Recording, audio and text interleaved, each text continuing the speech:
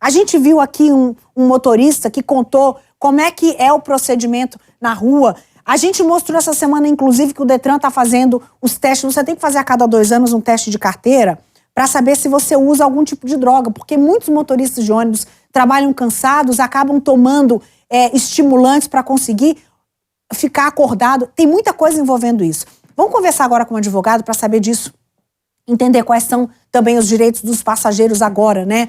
Quando é hora de agir e pedir as indenizações? Vamos começar com isso? As pessoas estão no hospital, as pessoas estão pagando por velório. Que horas eles têm que pedir ajuda financeira, Maíra? Já está na hora, inclusive, viu, Neila? A gente está aqui acompanhado do doutor Diego Rodrigo, ele que é especialista em trânsito, e a gente estava conversando aqui já para pegar umas orientações com relação a quais são os direitos desses passageiros, né?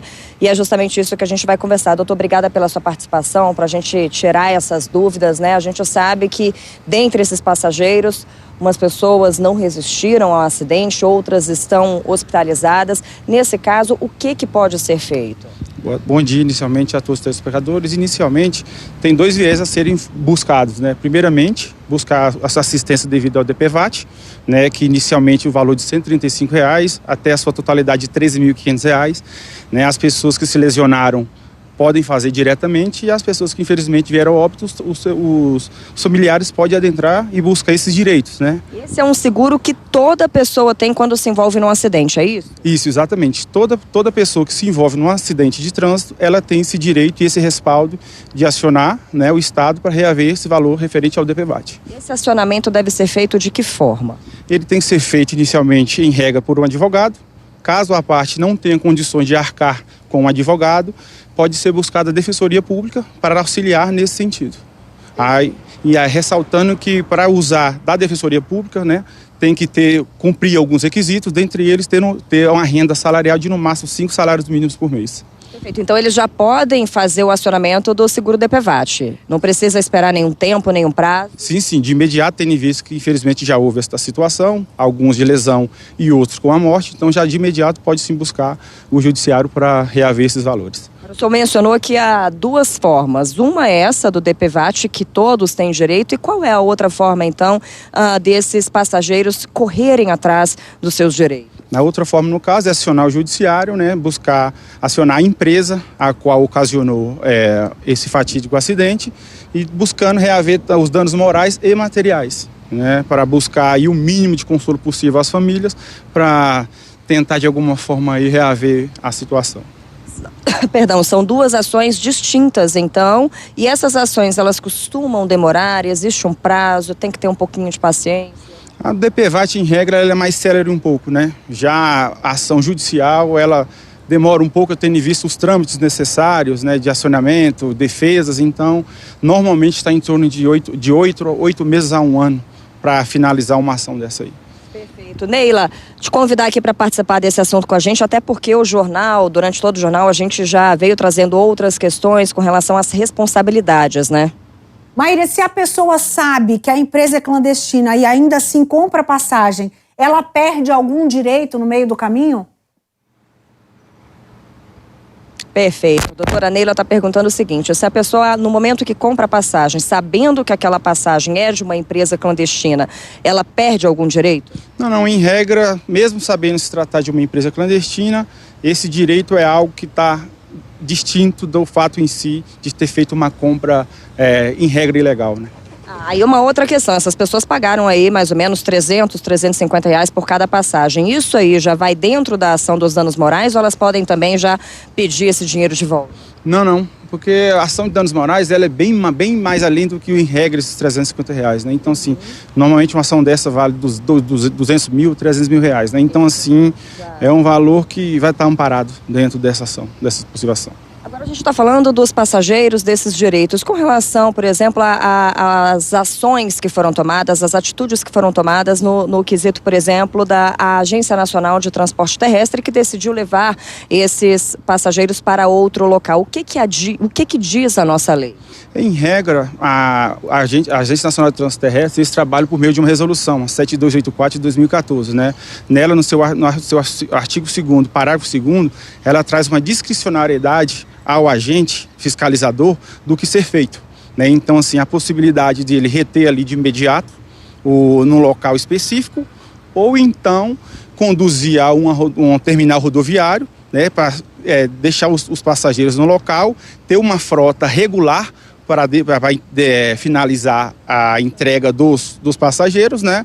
Mas, assim, infelizmente, é uma resolução antiga que tem que ser revista o quanto antes, né? Tendo em vista que o próprio, fazendo por analogia ao Código de Trânsito Brasileiro, no seu artigo 230, inciso 18º, que ele fala que o veículo que estiver em más condições, né, ele é retido de imediato. Então, assim, é algo que se soa um pouco estranho, porque se estava dentro de uma unidade operacional da PRF, poderia muito bem ficar ali no local, tendo em vista que estava resguardado a integridade física dos passageiros, e aí, por meio de uma discricionariedade, o agente achou por interessante andar praticamente quase 15 quilômetros do local até o terminal rodoviário, onde aconteceu o fatídico acidente.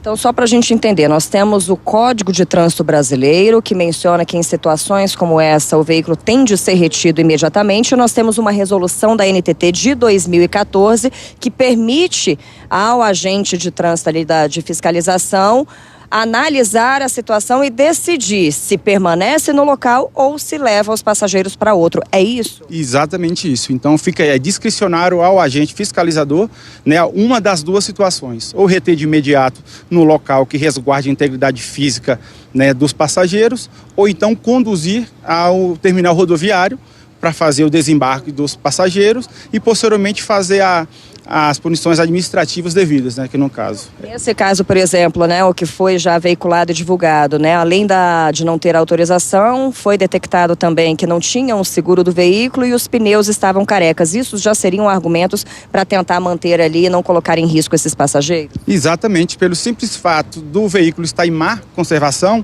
já ensejaria exatamente a retenção do veículo no local, né? Porque ficando ali, tendo respaldado com a unidade operacional ali de apoio, eu acho que o que seria mais razoável ali naquele momento. Nesse caso, cabe aos passageiros alguma coisa nesse sentido? Olha, é muito difícil, tendo em vista que eles trabalham por uma resolução da NTT, a qual eles estão respaldados, né? Então, assim, eu acho muito pouco provável conseguir acionar a Agência Nacional de Trânsito Terrestre, exatamente por isso. Então, nesse caso, com relação aos passageiros, é mesmo o DPVAT e a ação por danos morais? Exatamente. Perfeito. Doutor, eu vou liberar o senhor ainda não, a Neila está ali no estúdio para a gente conversar um pouquinho mais sobre esse assunto. Oi, Neila. Eles estão na lei, estão cumprindo a resolução, não podem ser responsabilizados do acidente por conta disso, né, Maíra? Mas isso abre precedente para uma mudança desse artigo. Por exemplo, um ônibus poderia ter vindo para render os passageiros no ponto de fiscalização, com toda a segurança, trocariam ali, ficariam guardados dentro do ônibus até que outro chegasse para fazer esse transporte. É uma alternativa viável e segura, sem ter que mandar um ônibus com pneu careca sair na chuva. Quero saber se isso abre precedente, de que forma isso poderia ser mudado legalmente para não colocar em risco outras vidas.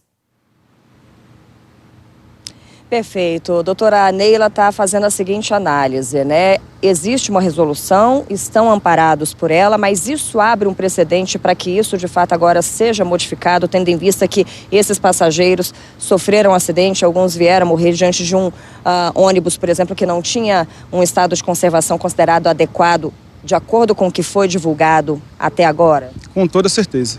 Apesar de ser uma resolução, e a resolução ela ter força de lei, eu entendo que se tratar de algo que tem que ser revisto de forma imediata, né, até mesmo para respaldar ainda mais os passageiros e que não venha acontecer novamente, infelizmente, o que aconteceu no sábado. Nesse caso, talvez solicitar um ônibus em condições adequadas para poder fazer o transporte, já que ali foi argumentado que não havia uma estrutura para receber tantos passageiros, essa seria uma das soluções? Sim, sim. Muitas das vezes é feito dessa forma, né? No próprio local que foi apreendido, que foi retido o veículo, o ônibus, então já traz uma nova frota irregular e ali é feito ali a mudança de um veículo para o outro e dá continuidade na viagem. Agora, modificar uma resolução, já que o senhor falou que tem o poder de uma lei, é um processo que exige tempo?